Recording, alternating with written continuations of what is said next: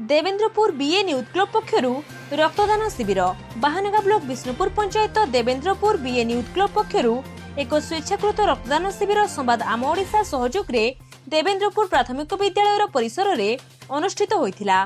क्लबर सभापति सनातन पंडा जुग्म संपादक क्षीरोद कुमार नायक और तापस कुमार साहू तत्वावधान रे एही शिविर अनुष्ठित होइथिला। समाजसेवी राकेश कुमार मल्लिक, सरपंच गणेश्वर त्रिपाठी, समिति सभ्य साधुचरण परिडा और बालेश्वर रक्त भंडार अधिकारी डाक्टर महेश कुमार विश्वाल मिलित भावे शिविर को उद्घाटन करथिले।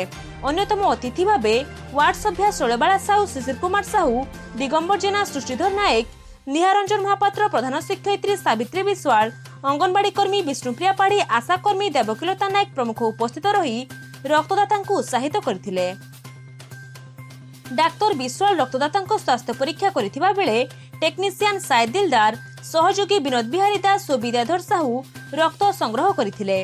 रश्मि रंजन बेहेरा, मानस कुमार जेना, मनोरंजन महापात्र, मनोरंजन प्रधान, मनोरंजन बेहेरा, मनोरंजन साहू, चिन्मय साहू, बंशीधर पंडा, मुक्तिकांत बारिक, प्रशांत बेहेरा, नारायण कुमार साहू शिविर को परिचालना करथिले।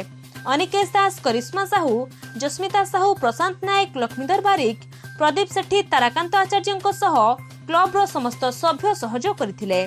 क्लबर सक्रिय सभ्य संजीव कुमार बारिक समस्त रक्तदाता को धन्यवाद देथिले।